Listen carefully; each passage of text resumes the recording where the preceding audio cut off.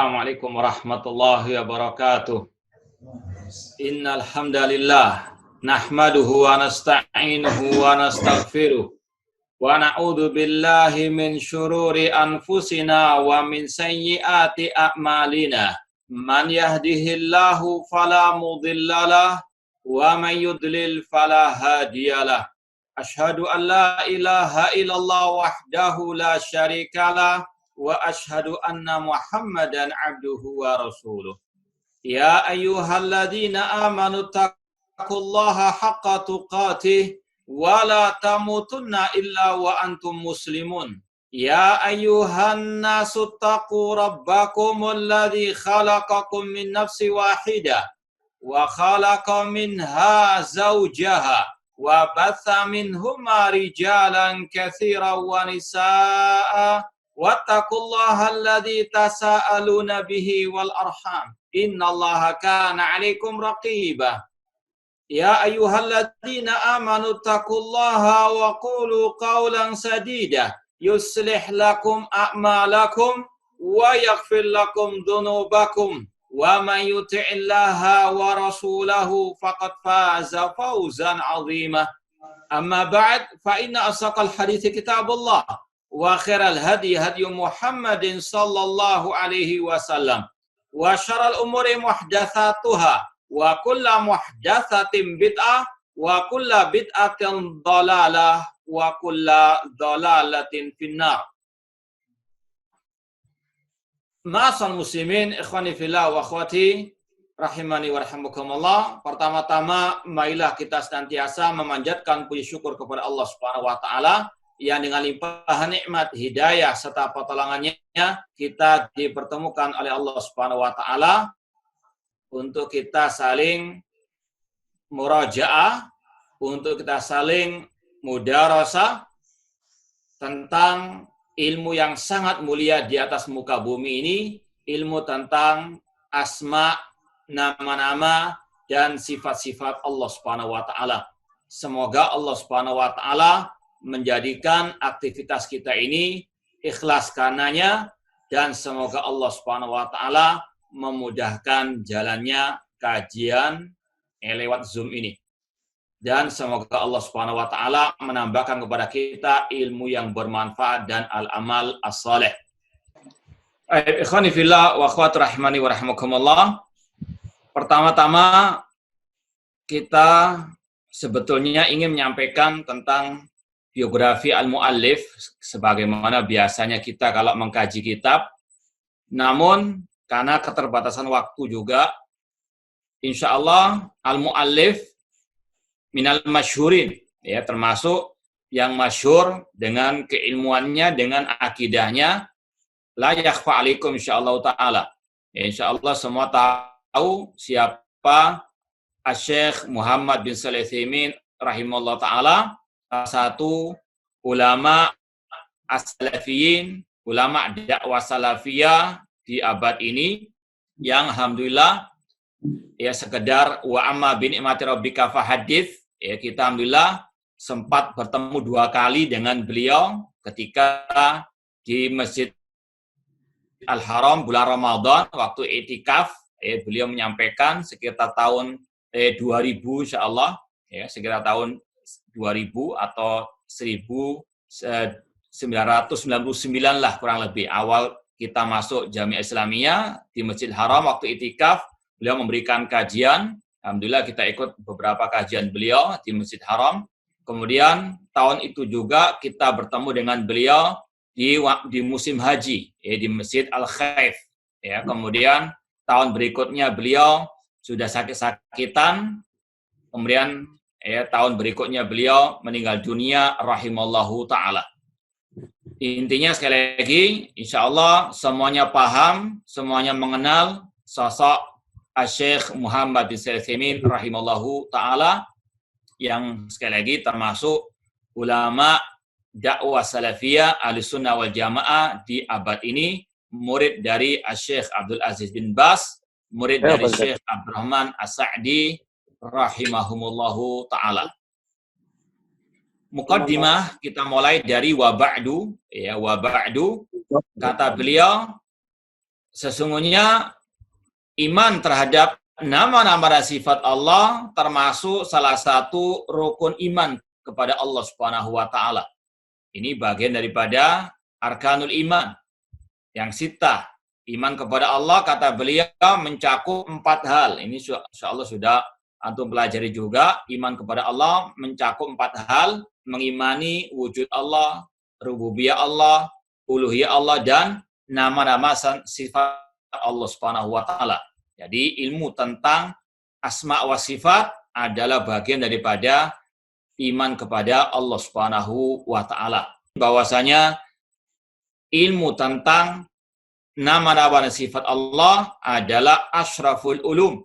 Sebagaimana yang disampaikan oleh Al-Imam Ibnu Abil Is Al-Hanafi rahimahullah di awal muqaddimah syarah Aqidah Tahawiyah yang sudah kita sampaikan pada kesempatan yang lalu. Jadi harus diyakini terlebih dahulu. Kita sekarang ini belajar ilmu yang paling mulia. Karena ilmu ini berkaitan dengan zat yang paling mulia, yaitu Allah Subhanahu wa ta'ala. Kemudian beliau tegaskan lagi, manzilatul ilmi bi asma'illah wa sifatih minad din. Kedudukan ilmu tentang nama-nama dan sifat Allah. Kata beliau, tauhidullah bihi ahadu aqsami tauhid tsalatsa. Tauhid asma wa sifat salah satu bagian daripada 3 bentuk tauhid. Dan pembagian tauhid menjadi 3 itu adalah pembagian yang berdasarkan istiqra. Ya, istiqra itu kurang lebih artinya penelitian di dalam Al-Qur'an dan Sunnah Rasulullah SAW. Dan pembagian ini sudah ada jauh sebelum Syekhul Islam Muhammad bin Abdul Wahab, jauh sebelum Syekhul Islam Ibnu Taimiyah rahimahullah ta'ala. Ya, maka sungguh dusta kalau ada yang mengatakan yang mengarang pembagian tauhid menjadi 3 adalah Syekhul Islam Ibnu Taimiyah atau Syekhul Islam Muhammad bin Abdul Wahab. Pembagian tauhid menjadi 3 ini sudah ada sejak zaman imam-imam yang 4. Di antaranya Al-Imam Abu Hanifah rahimahullah. Beliau mengatakan, wallahu yud'a min a'la la min asfal. Fa innal asfal la yaliku birububiyatihi la uluhiyatihi. Kata Imam Abu Hanifah rahimahullah, bahwasanya Allah itu ada di atas yang kita berdoa kepadanya, bukan di bawah. Karena di bawah itu tidak layak dengan rububiyah dan uluhiyah Allah Subhanahu wa taala. Jadi sekali lagi pembagian tauhid menjadi 3 ini sudah ada sejak zaman para imam-imam yang 4. Ya, di antaranya Imam Abu Hanifah rahimahullah ta'ala yang paling senior di antara 4 imam madhab tersebut. Sekali lagi, ini membantah tuduhan dusta ahli bidah yang selantiasa mengkambing hitamkan Syekhul Islam Ibnu Taimiyah dan Syekhul Islam Muhammad bin Abdul Wahab rahimallahu ta'ala. Dan sekaligus mengingatkan ya kita sekarang ini untuk lebih termotivasi belajar tauhid asma wa sifat karena di luar sana ahlul bidah gencar untuk menyebarkan syubhat-syubhat mereka. Ya. Sekali lagi, ini untuk selain kita punya keyakinan ilmu ini ilmu yang paling mulia, kedua yang memotivasi kita lebih lagi mempelajari hal ini adalah karena banyaknya syubhat-syubhat dari ahlul bid'ah tentang masalah nama-nama dan sifat-sifat Allah Subhanahu wa ta'ala. Minimal untuk menjaga diri kita. Jangan sampai terkena syubhat. Dan kalau bisa kita bantah mereka sesuai dengan kemampuan. Kemudian kata beliau, wala yumkin ahadan an ya'budallah 'alal wajhil akmal hatta yakuna 'ala ilmin bi asma'illahi ta'ala wa sifati. Orang itu enggak akan mungkin bisa beribadah kepada Allah dengan sempurna, dengan sebaik-baiknya sampai dia betul-betul paham tentang nama-nama dan sifat-sifat Allah Subhanahu wa ta'ala. Makanya Allah memuji para ulama dengan firman-Nya, innama yakhshallah min ibadil ulama. Sesungguhnya yang paling takut kepada Allah dari hamba-hamba Allah adalah para ulama. Kenapa demikian? Karena mereka yang paling paham tentang tauhid asma wa sifat. Man kana a'raf billah kana minhu akhwaf. Orang yang lebih kenal tentang Allah, maka dia lebih takut kepada Allah Subhanahu wa taala. Itulah diantaranya para ahli ulama, mereka yang paling paham tentang tauhid asma wa sifat. Kemudian ikhwani fillah wa akhwati rahimani wa rahimakumullah, dibawakan oleh beliau firman Allah surat Al-A'raf 180, walillahil asmaul husna fad'uhu biha. Allah memiliki nama-nama yang al-husna, yang paling baik, yang paling indah. Ini insya Allah akan kita bahas lagi pada pembahasan berikutnya. Kaidah yang pertama tentang kaidah asma wa sifat. Kemudian kata Allah, fad'uhu biha, maka berdoalah kepada Allah dengan nama-namanya yang al-husna tadi. Kemudian di sini beliau akan menyampaikan apa makna fad'uhu biha. Di situ ayat itu ada dua potongan. Walillahi asmaul husna. Ini akan kita bahas pada kaidah pertama ini insyaallah taala sebentar lagi. Kemudian bagian yang kedua, fad'uhu biha. Berdoalah kepada Allah dengan nama-namanya yang al-husna. Apa makna fad'uhu biha? Ini dibahas oleh beliau. Nah, makna fad'uhu biha. Maka berdoalah kepada Allah dengan nama-nama Allah yang husna tersebut. Kata Syekh Muhammad bin Shalih Al-Utsaimin rahimahullah, wa hadza yashmal du'a al-mas'alati wa du'a al-ibadah. Kata-kata doa dalam istilah para ulama itu ada dua macam. Doa masalah, kalau kita terjemahkan doa langsung minta. Ya. Meminta sesuatu apapun kepada Allah. Doaul mas'alah. Doaul su'al. Kemudian yang kedua, doaul ibadah. Doa yang terkandung dalam ibadah itu sendiri. Permintaan yang terkandung dalam ibadah itu sendiri. Kemudian beliau perinci, fadu'aul mas'alah artinya antuqaddim baina yaday matlubika min asma'illahi ta'ala ma yakunu munasiban. Yaitu engkau langsung minta kepada Allah lewat nama-namanya yang sesuai dengan permintaan. Ini termasuk adab dalam berdoa kepada Allah. Yaitu meminta kepada Allah dengan nama-namanya yang sesuai dengan permintaan Anda. Ya, contoh di sini, Anda ingin meminta kepada Allah ampunan, maka sebut nama Allah, ya Ghafur ighfirli. Ya, Anda minta rahmat Allah, Anda sebut nama Allah, ya Rahim, ya Rahman irhamni. Ini termasuk salah satu adab kepada Allah ketika berdoa. Jangan mengatakan misalnya, ya Ghafur, ya ahlikil kafara misalnya. Wahai Zat yang Maha Pengampun, azablah orang-orang kafir misalnya. Ini nggak connect. Ya. Jadi kata para ulama, selayaknya kalau kita memohon kepada Allah lewat nama-namanya, sesuaikan dengan permintaan kita. Ya alim, alim nih. Ini namanya doaul mas'alah. Engkau menyebut nama Allah yang sesuai dengan permintaan. Itu makna fad'uhu biha. Berdoalah kepada Allah dengan menyebut ya, nama-namanya. Kalau kita misalnya tidak tahu ya, kecocokan nama dengan permintaan kita, minta dengan nama Allah yang lebih umum.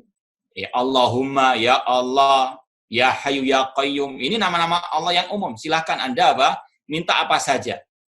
Cuma memang ada nama-nama yang itu ya selayaknya dicocokkan dengan keinginan permintaan kita. Ya Aziz, misalnya antum sebut nama Allah, ya Aziz, ahlikil kafara. Zat yang maha perkasa, hancurkan orang-orang kafir. Ya Aziz, ahlikil zalimin misalnya. Jangan dibalak-balik, mintanya lembut yang disebut nama Allah yang istilahnya keras, ya. Atau tadi meminta kekerasan untuk kebinasan orang kafir, tapi menyebut nama Allah yang lemah lembut, ya Latif, ya Rahman, nggak cocok. Nanti akan ada sebuah kisah yang sangat menarik. Kalau kita kisahkan, ada seorang Arab Badui, ini sebenarnya pembahasan berikutnya itu apa kita sebutkan sekarang. Ada orang Arab Badui mendengar, kalau istilah kita santri lagi hafalan Al-Quran. Sampai surat Al-Ma'idah.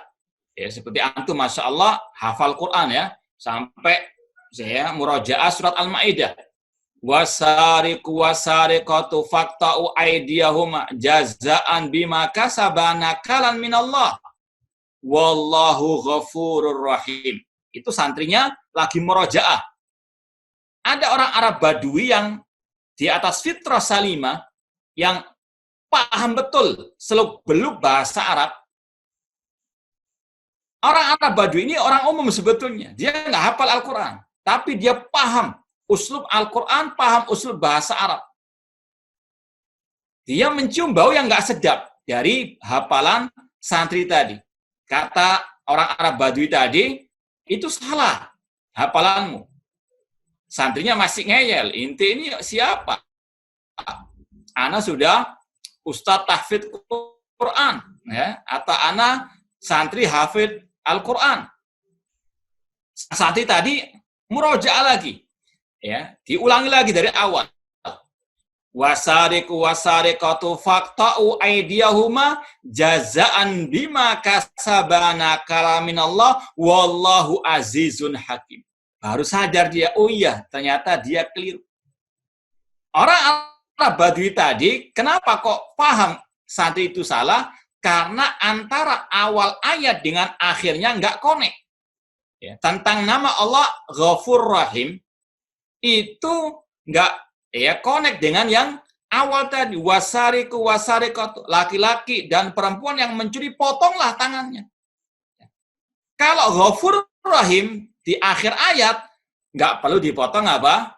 Tangannya. Ini nggak connect.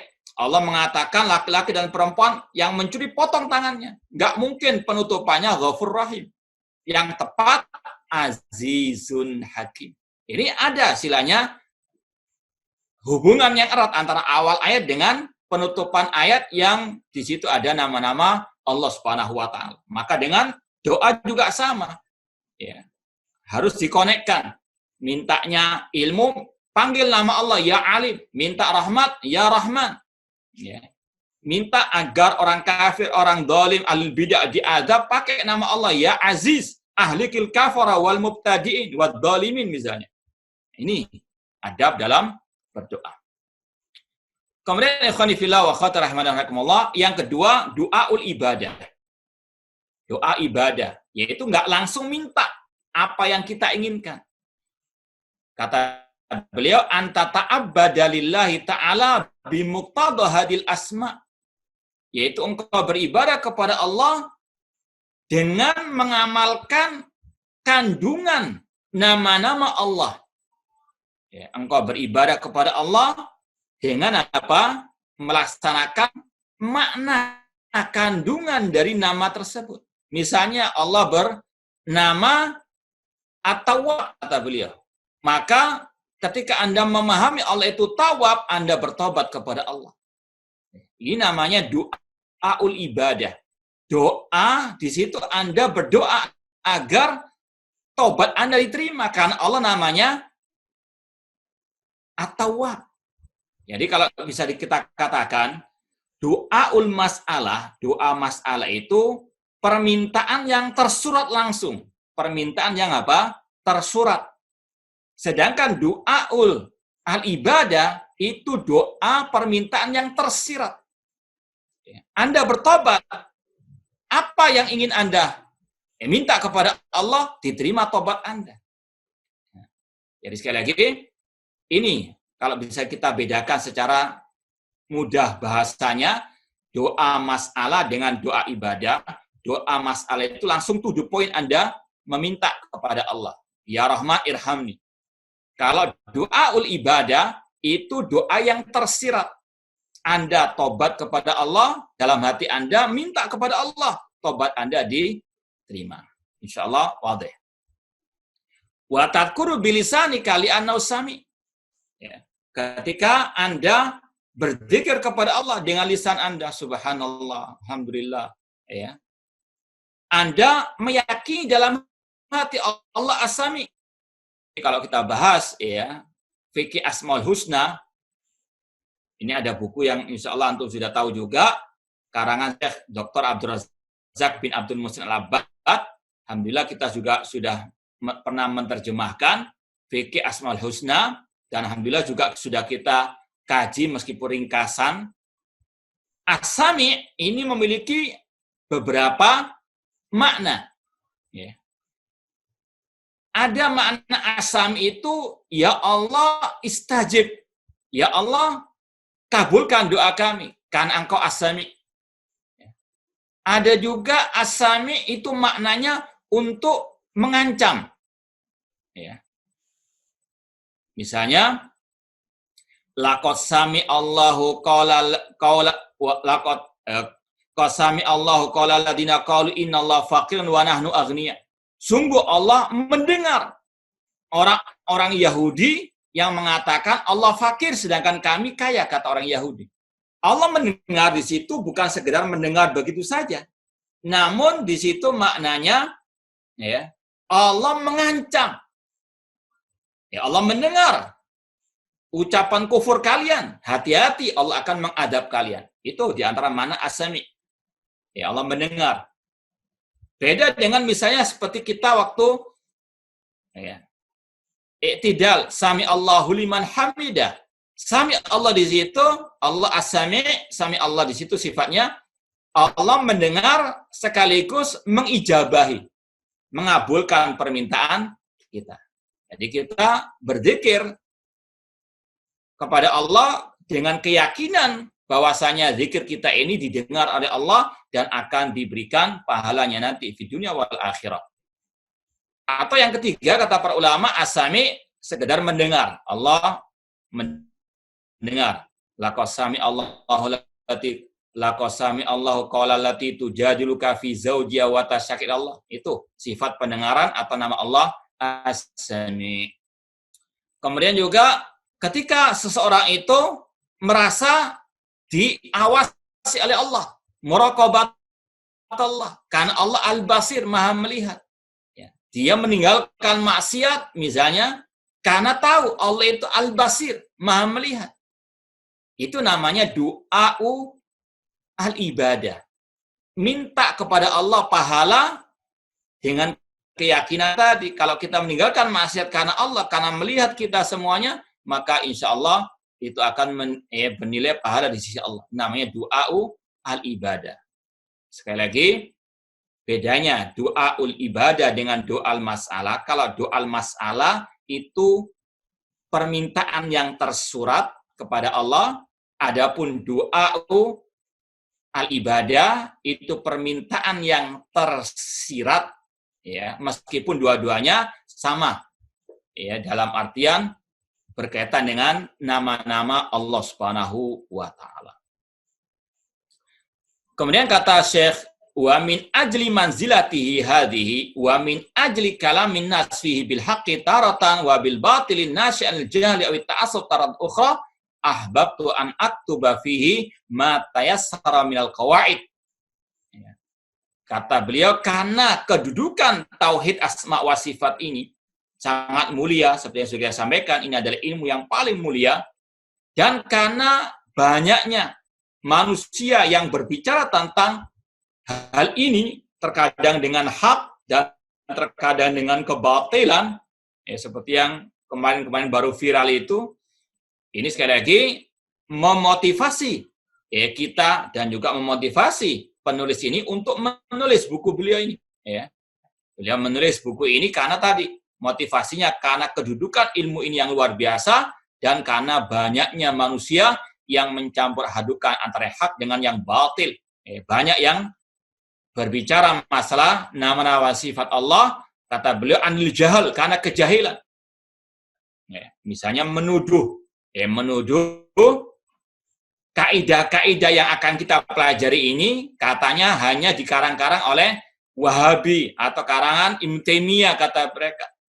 Ya, padahal ini semuanya sudah dijelaskan oleh para ulama-ulama sejak ya dahulu kala, ya mulai zaman Imam 4. Ya.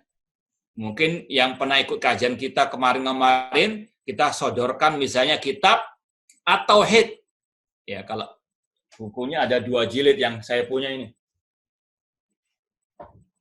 Ini misalnya, ini ada kitab Tauhid 2 jilid, ya, karangan Imam Ibnu Khuzaimah rahimahullah. Ini hidup di abad 4 Hijriah. Beliau meninggal tahun 300 Hijriah. Jadi sekali lagi, apa yang ditulis oleh ulama-ulama ahli sunnah wal jamaah, tongkat estafet ulama-ulama terdahulu. Nggak ngarang-ngarang sendiri. Ikhwani fillah wa akhwati rahimani wa rahimakumullah. Kemudian yang kedua, terkadang karena ta'assub, ya sudah kadung fanatik dengan golongannya. Maka asbun saja ngomongnya. Ini buku dikarang-karang oleh Wahabi.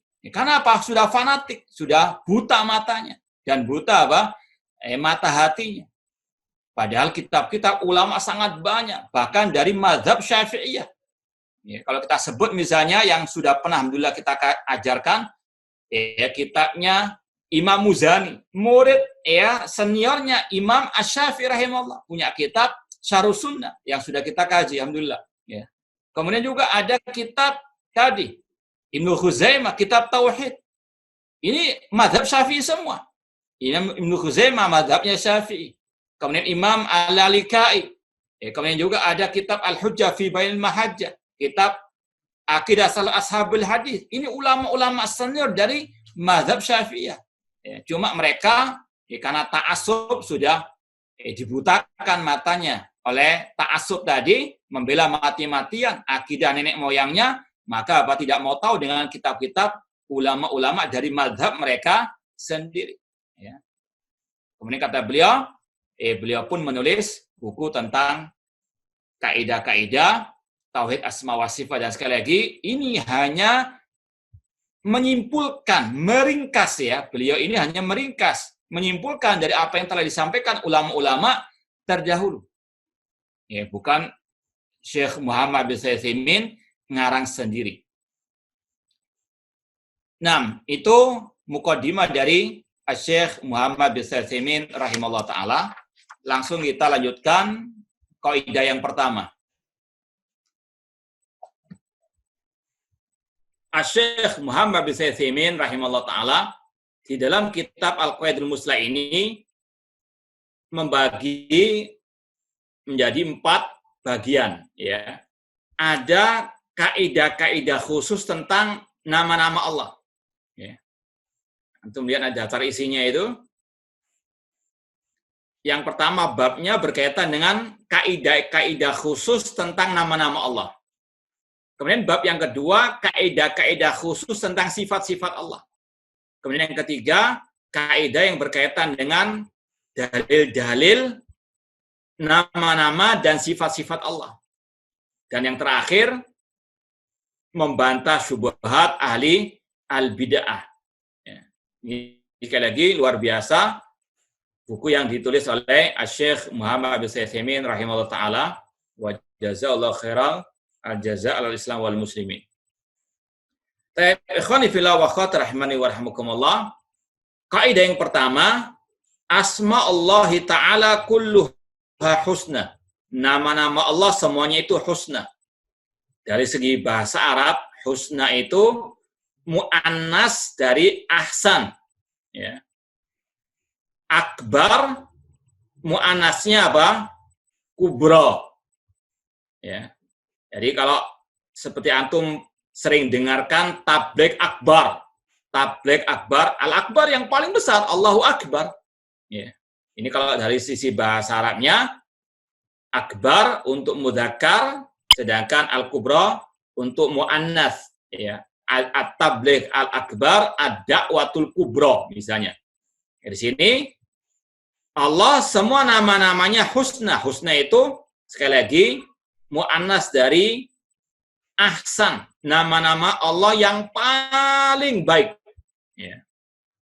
Maknanya balighatun fil husni ghayatuh. Nama-nama Allah itu sampai di puncak kesempurnaannya. Ya, seperti itu maknanya. Ya.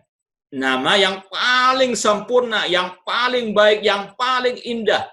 Itu nama-nama Allah. Itu makna asma Allahi al-husna. Balighatun fil husni ghayatuh. Puncaknya kesempurnaan sudah. Nah, dalilnya kalau Allah Ta'ala, Allah berfirman, walillahil asma'ul husna. Ini yang kita lewati tadi. Surat Al-A'raf 180, walillahil asma'ul husna fad'uhu biha. Ayat yang semisal dengan ini ada 4 dalam Al-Quran. Ya. Antum bisa catat mungkin, kata-kata Allah memiliki nama-nama Al-Husna, itu ada 4 ayat di dalam Al-Quran. Yang pertama dari surat Al-A'raf 180, kemudian surat Al-Isra ayat 110. Surat Al-Isra ayat 110. Qulidu Allah awidur rahman ayyama tad'u falahul asmaul husna. Engkau berdoa dengan menyebut nama Allah. Kemudian surat Toha ayat 8. Surat Toha ayat 8. Allah ilaha illahu lahul asmaul husna. Dan yang terakhir di Al-Hasyr yang terakhir. Al-Hasyr ayat 24, ayat terakhir. Ya, tadi kita sudah sampai pada surat Al-Hasyr, ya, di akhir surat Al-Hasyr Allah mengatakan wallahul khaliqul baril musawwir lahul asma'u al-husna. Jadi ada 4 ayat yang menyatakan Allah memiliki nama-nama yang paling indah, al-husna. Sebelum kita melanjutkan, ada faedah yang mungkin agak sedikit mendalam dari para ulama tentang pembahasan kalau kita lewati beberapa kitab akidah, ada pembahasan al-ismu huwal musamma aula. Ya. Al-ismu huwal musamma aula. Itu ada pembahasan para ulama. Ya, apakah nama itu adalah al-musamma? Ini pembahasan agak mendalam, cuma di sini dalil kata ulama yang paling tepat menjawabnya al-ismu lil musamma. Ini sekali lagi faedah yang agak sedikit mendalam. Kalau memang nggak paham, simpan dulu. Ya. Ada pembahasan al-ismu lil musamma. Jadi kata-kata walillahi al-asmaul husna itu dalil. Kalau ada pembahasan apakah al-ismu wal musamma, maka jawabnya al-ismu lil musamma. Ini jawaban kebanyakan para ulama ahlussunnah wal jamaah. Karena memang ini pembahasan dibawakan oleh ahli bid'ah untuk mengatakan nama-nama Allah itu makhluk. Ya. Ada kelompok Jahmiyah. Kelompok Jahmiyah punya keyakinan asma Allah makhlukatun. Ya, ini pembahasan tadi. Kita jawab al-ismu lil musamma. Nanti insya Allah suatu saat ada pembelajaran khusus masa ini. Cuma ini faedah dari nama Allah walillahi al-asma itu ada kata lillah. Maka al-ismu lil musamma. Baik, kemudian kata beliau, nama Allah dikatakan al-husna li'annaha mutadhamminatun li sifatin kamilah. Kenapa nama Allah itu al-husna yang paling indah? Karena nama Allah mencakup sifat-sifat yang paling sempurna. Ya, la naqsa fiha biwajhil wujud. Tidak ada kekurangan sama sekali. Ada pula yang menambahkan nama Allah itu al-husna karena menunjukkan zat yang paling sempurna, yaitu Allah Azza wa Jalla. Jadi ada 2 alasan kenapa nama Allah itu al-husna. Karena yang pertama menunjukkan zat yang paling mulia, yaitu Allah Subhanahu wa taala. Yang kedua, karena nama Allah mengandung sifat-sifat yang sempurna. Tidak ada kekurangan di dalamnya. Ya, tidak ada kekurangan di dalamnya. Biwajhil wujuh. Dari segala sisi nggak ada kekurangan sama sekali. La ihtimalan wala takdiran. Bahkan kemungkinan-kemungkinan itu pun tidak ada. Kemungkinan ada kekurangan pun tidak ada. Apalagi kalau kita bahas misalnya Allah namanya As-Salam. Allah namanya As-Salam. Apa arti As-Salam? Alladzi yaslam min kulli aibin wa naqsin. Kita setiap salat membaca zikir Allahumma antas salam. Kita pahami as-salam itu artinya alladzi yaslam min kulli naqsin, yang selamat dari kekurangan, wa aibin, dari segala bentuk aib. Itu salah satu sebab nama Allah itu Al-Husna, karena mengandung sifat-sifat yang sempurna. Tidak ada nama Allah yang tidak punya sifat. Makanya nanti akan ada kaidah, setiap nama Allah pasti punya sifat. Nama Allah Al-Alim, sifatnya Al-Ilmu. Allah namanya As-Sami, sifatnya As-Sama. Dan itu semuanya sempurna, nggak ada kekurangan sama sekali. Allah zatnya itu sempurna, namanya sempurna, demikian pula dengan sifatnya, demikian pula dengan perbuatan Allah, semuanya sempurna. Kemudian dicontohkan oleh beliau nama Al-Hayyu. Ya. Nama Al-Hayyu ismun min asma'illahi ta'ala mutadhamminun lil hayatil kamilah.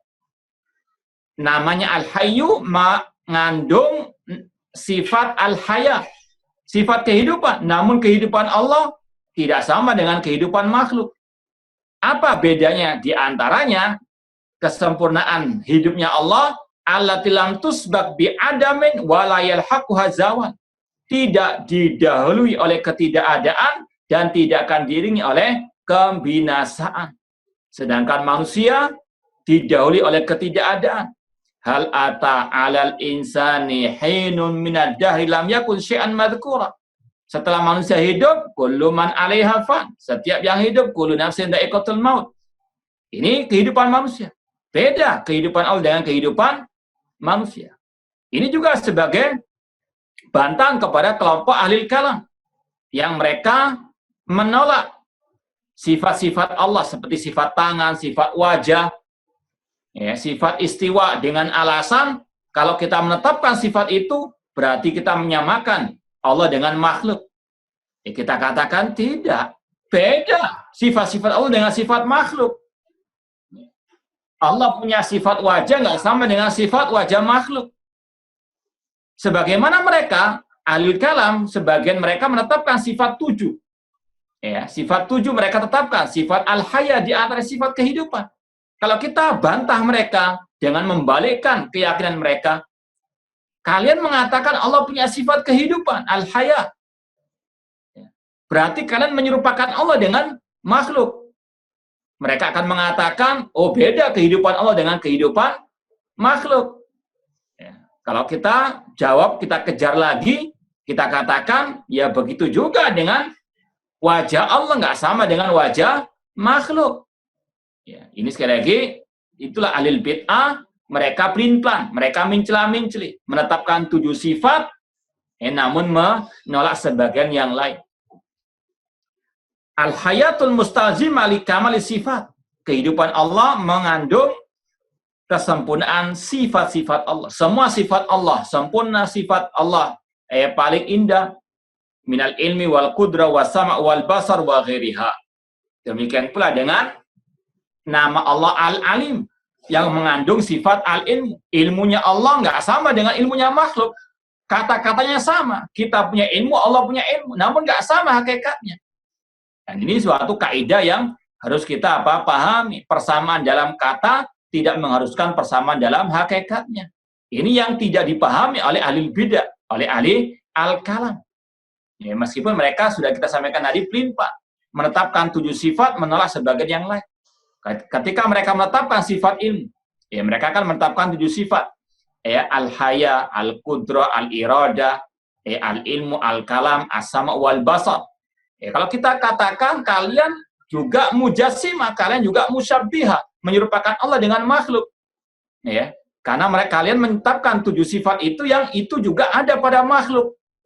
Kalau mereka mengatakan beda 7 sifat itu dengan sifat makhluk, kita katakan ya sama dengan sifat wajah, sifat al-istiwa nggak sama dengan istiwa, nggak sama dengan wajahnya makhluk, selesai masalah.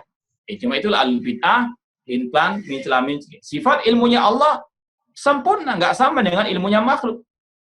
Ilmunya Allah la yadillu rabbi wa la yansa. Ilmunya Allah tidak didahului oleh ketidaktahuan dan tidak diiringi oleh kelupaan. Adapun ilmunya manusia, dulu manusia itu ya wa kanat insanu dzaluman jahula, kata Allah. Manusia itu asalnya zalim, asalnya jahil. Setelah belajar baru dia paham. Ya, ta'allam falaisal mar'u yuladu aliman. Setelah belajar terkadang apa? Lupa. Itu sifat ilmunya manusia, nggak sama dengan ilmunya Allah. Kemudian ilmunya Allah luas, sedangkan ilmu manusia wa ma utitum minal ilmi illa qalila. Jadi itu yang menunjukkan nama-nama Allah Al-Husna, karena nama-nama Allah itu mencakup sifat-sifat yang sempurna. Kemudian Syekh Muhammad bin Utsaimin membawakan dalil-dalilnya tadi. Insya Allah sudah jelas tentang ilmunya Allah, ilmuha inda rabbi fi kitab. Insya Allah antum lihat sendiri di terjemahan kalau yang mau terjemahannya atau tafsirnya juga. Namun intinya di situ ayat-ayatnya berkaitan dengan kesempurnaan ilmunya Allah Subhanahu wa Ta'ala. Ilmunya luas, ilmunya tidak terbatas, ilmunya tidak didahului oleh ketidaktahuan dan tidak akan diiringi oleh kelupaan. Wa misalun salis, contoh yang ketiga, kata beliau, nama Allah Ar-Rahman. Ismun min asma'illah ta'ala mutadhamminun lirahmatil kamilah. Allati qala anha Rasul sallallahu alaihi wasallam. Ya, Ar-Rahman, Ar-Rahim, dua nama yang sifatnya sama, yaitu Ar-Rahmatu. Ya. Ini salah satu sifat Allah yang ditakwilkan oleh ahli kalam. Ahli kalam tadi sudah kita sampaikan tidak menetapkan sifat Ar-Rahman. Mereka hanya menetapkan 7 sifat tadi. Sifat Rahman nggak mereka tetapkan sebagaimana Ahlussunnah wal Jamaah. Ini salah satu kepelimpanan mereka. Ahlussunnah menetapkan Allah punya nama Ar-Rahman, sifatnya Ar-Rahman. Rahmatnya Allah itu kamilah, sempurna, nggak sama dengan rahmatnya makhluk. Di antaranya kata Rasulullah SAW, lillahi arhamu bi'ibadi min hadi biwaladiha. Allah lebih sayang ya terhadap hamba-hambanya daripada seorang ibu kepada anaknya. Ya, seorang ibu pastilah sayang kepada anaknya, sangat sayang sekali. Namun Allah lebih lagi. Ini salah satu kesempurnaan kasih sayang Allah Subhanahu wa Ta'ala. Bahkan sangat sayangnya sekali, bahkan orang kafir pun, orang ahli bid'ah pun Allah kasihani, dalam artian tetap Allah berikan mereka makan, berikan minum, kesehatan, padahal mereka kafir, padahal mereka ahli bid'ah.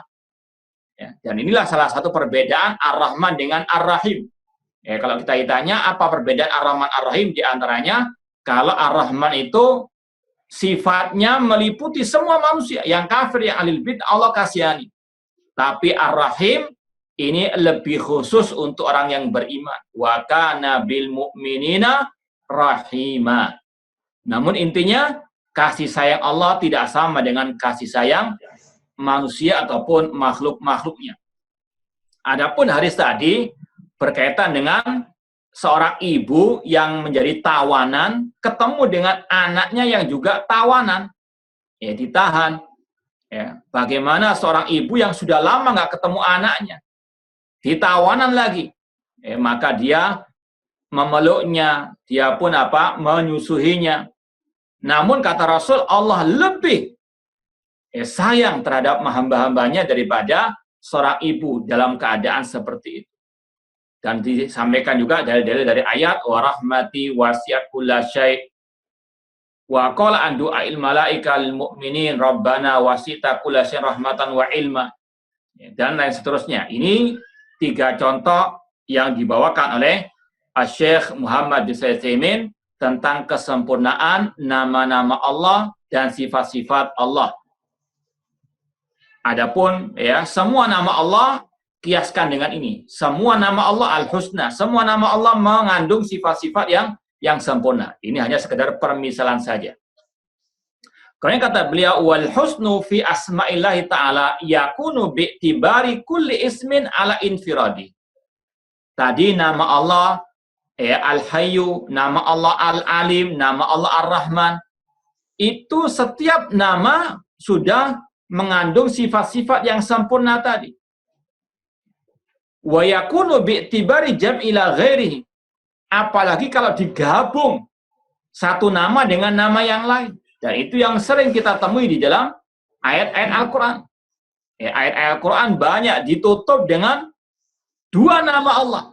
Seperti tadi, Azizun Hakim. Nama Allah Ghafurur Rahim. Sering kita dapati ayat-ayat Al-Quran ditutup dengan 2 nama Allah. Seperti dalam ayat kursi misalnya, Wahwal Aliyul Azim. Makanya kata para ulama, semua Al-Quran isinya tauhid. Di antaranya setiap ayat itu kebanyakan ditutup dengan tauhid asma wa sifat. Itu juga menunjukkan pentingnya tauhid asma wa sifat. Kata beliau, satu nama yang Allah sebutkan itu sudah menunjukkan kesempurnaan sifat Allah. Menunjukkan itu nama yang husna. Apalagi kalau digandengkan, tambah lagi kesempurnaannya, tambah indah lagi, tambah baik lagi, tambah sempurna lagi. Fayasul bijam'il ismi ilal akhar kamalun faqa kamal. Kalau digabungkan 2 nama Allah seperti dalam penutupan ayat-ayat itu, maka itu menunjukkan kesempurnaan di atas kesempurnaan, nurun ala nur. Makanya kata para ulama, disebutkannya 2 nama Allah sebagai penutup ayat itu nggak sembarangan. Itu ada makna, ada hikmah yang terkandung di dalamnya. Alimaha man alimaha wa jailaha man jailaha. Contoh kata beliau, misal dzalik, Allah sering menutup ayat dengan Al-Azizul Hakim. Seperti pada ayat tadi, wasariq wasariqatu faqtau aydiyahuma jazaan bima kasabana kalamullah wallahu azizun hakim.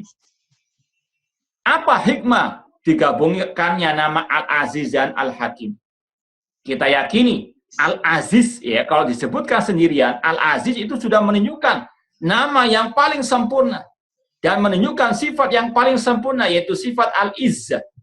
Ya. Nama Allah Al-Hakim itu sendirian disebutkan sudah menunjukkan nama yang paling sempurna, yang paling indah, yang paling baik. Menunjukkan sifat yang paling sempurna. Apalagi kalau digandengkan Al-Aziz Al-Hakim. Kata beliau, fa inna Allah Ta'ala yajma' bainahuma fil Qur'an katsiran. Fa yakunu kullun minhuma dalan 'alal kamalil khas. Allah menggabungkan 2 nama itu dalam banyak ayat Al-Quran. Setiap nama itu menunjukkan akan kesempurnaan yang khusus. Al-Aziz menunjukkan akan kesempurnaan sifat Al-Izzah. Al-Hakim menunjukkan sifat kesempurnaan Al-Hikmah. Al-Yak tadi, wahwal izzah fil aziz wal hukmu wal hikmah fil hakim. Kalau digandengkan 2 itu, wal jam'u bainahuma jalan ala kamal akhar. Jadi ada 3 kesempurnaan dalam nama Al-Aziz Al-Hakim. Al-Aziz ya disendirikan itu punya kesempurnaan sendiri, Al-Hakim punya kesempurnaan sendiri. Ketika digabungkan ada kesempurnaan yang lain. Yaitu apa? Anna izzatahu ta'ala makrunatul bil hikmah. Keperkasaan Allah, kekuasaan Allah itu diiringi dengan hikmah. Apa itu hikmah? Wad'u syai' fi maudhi'i. Menempatkan sesuatu pada tempatnya. Ya. Jadi digabungkannya Al-Aziz dan Hakim itu ada makna yang tersirat. Apa itu? Bahwasanya kekuasaan Allah, keperkasaan Allah tidak zalim. Ya. Namun Hakim, ada hikmah, keadilan di situ. Fa'izzatu la taqtadi dzulman wa jawran wa su'a fi'lin. Kekuasaan Allah tidak mengandung kezaliman sama sekali. Ya, berbeda dengan sebagian makhluknya. Ya, baru menjadi Pak RT saja sudah luar biasa zalimnya kayak Fir'aun, ya, atau dia sebagai kepala sekolah misalnya, ya, padahal cuma segelintir orang, tapi kelakuannya seperti Fir'aun yang zalim misalnya. Ini manusia, kekuasaannya tidak diiringi oleh apa? Hikmah. Ya, ada unsur subjektifnya, tidak objektif misalnya. Ini kekuasaannya manusia, namun Allah aziz, namun dia hakim.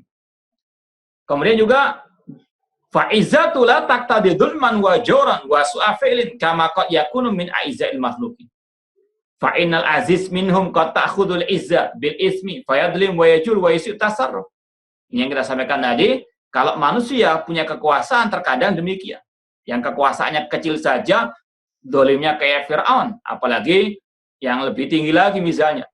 Wa kadzalika hukmuhu ta'ala wa hikmatuhu makrunani bil izil kamil. Demikian pula kebijaksanaannya Allah itu tidak diiringi oleh kelemahan. Ada orang yang bijak, namun dia apa? Tidak punya kekuasaan. Dia meskipun jadi kepala misalnya, namun dia disetir oleh kepala orang lain. Naudzubillah min dzalik. Namun hikmahnya Allah, izahnya Allah saling apa? Beriringan. Kebijaksanaannya Allah diiringi dengan kekuasaannya Allah. Kekuasaan Allah diiringi oleh kebijaksanaannya Allah. Ya. Kekuasaannya tidak zalim karena dia hakim. Hakimnya Allah tidak lemah karena dia aziz. Jadi kalau kita simpulkan, digandengkannya aziz hakim ini memiliki 3 kesempurnaan. Kesempurnaan izzah, kesempurnaan hikmah, kesempurnaan izzah wal hikmah ketika digandengkan. Intinya sekali lagi, kenapa Allah itu namanya husna? 2 alasan tadi. Karena menunjukkan zat yang paling sempurna, yang paling mulia, dan yang kedua menunjukkan sifat-sifat yang sempurna pula. Wallahu ta'ala a'lam.